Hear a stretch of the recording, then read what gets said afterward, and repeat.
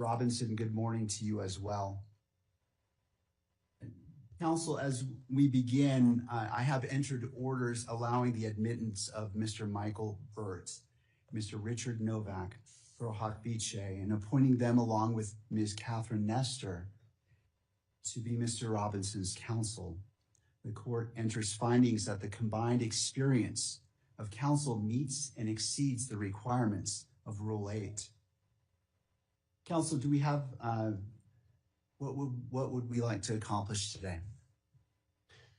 I have two items, Judge. I just wanted to make a record that under Rule 16 of the Utah Rules of Criminal Procedure with respect to discovery, the state is required to provide to the defense within 5 days of the defense's request the discovery that we relied on in making this charging decision.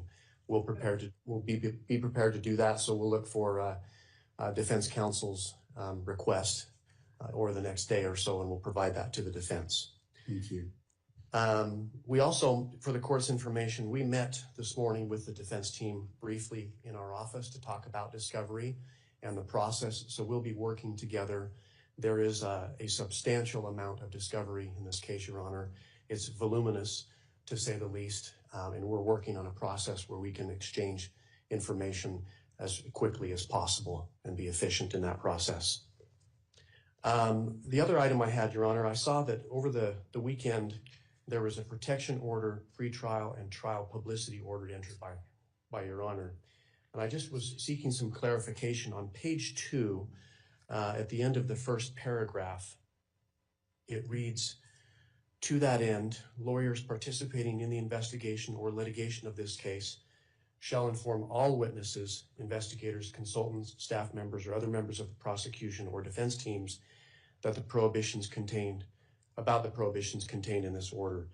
The state were seeking some clarification with respect to the phrase "all witnesses," Your Honor.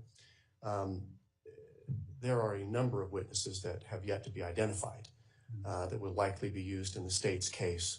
This occurred in front of 2,000 to 3,000 students at Utah Valley University.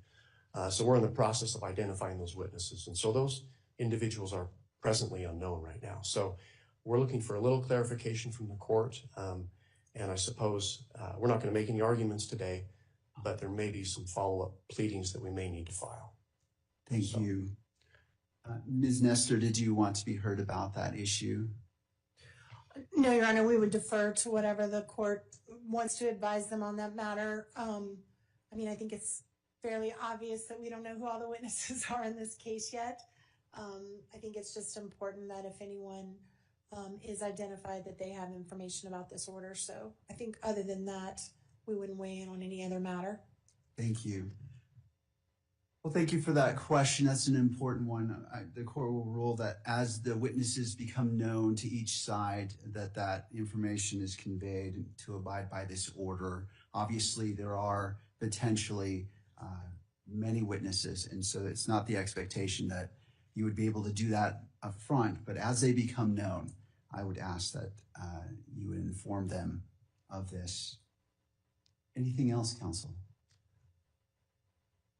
Nothing from the state, nothing else, Judge. Thank you. Ms. Nestor. Thank you, Your Honor. We recognize that we are here today for a waiver hearing. It is not our intent to waive a preliminary hearing in this matter.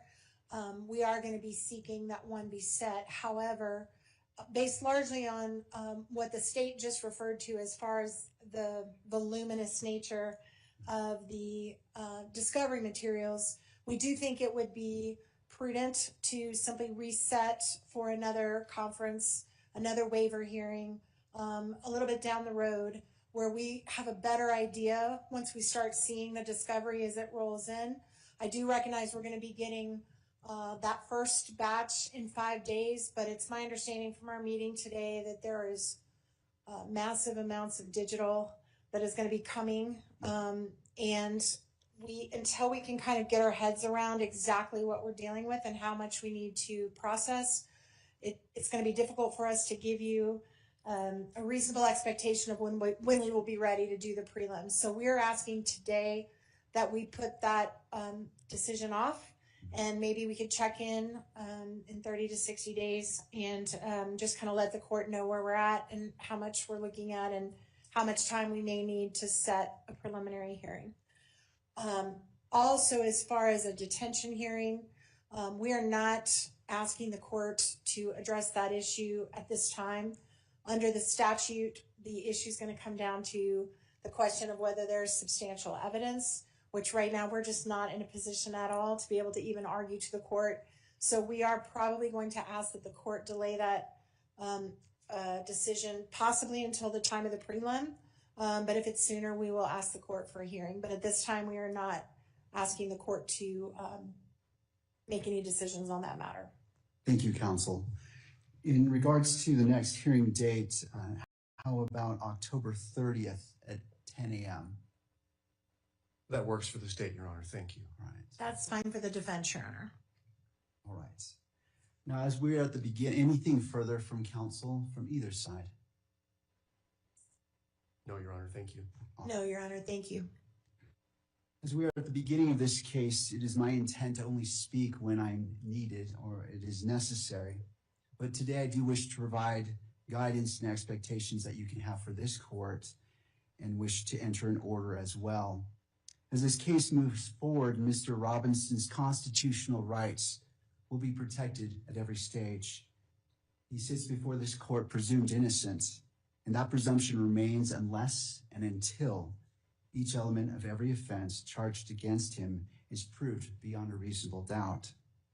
At the same time, and as applicable, victims are entitled under our Constitution to be treated with fairness, respect, and dignity, free from harassment or abuse.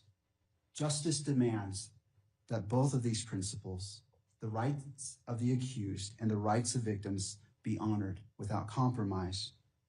I remain steadfast in my oath that I made 56 days ago to support and defend the constitutions of the United States and of Utah.